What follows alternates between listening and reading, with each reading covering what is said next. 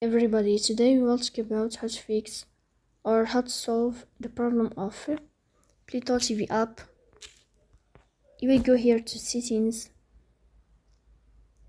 In this page, you will click on apps, default apps, app settings. In this page of app info, you will search about the application of Pluto TV here, and you will click in this window. In this page of app info, you will click on first stop and you will click OK.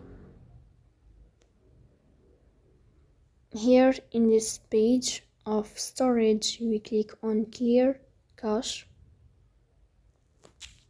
In the end, you will turn on your airplane mode and you will turn off your airplane mode again to fix that problem. So that's all. Don't forget to support us by like and subscribe. See you next time.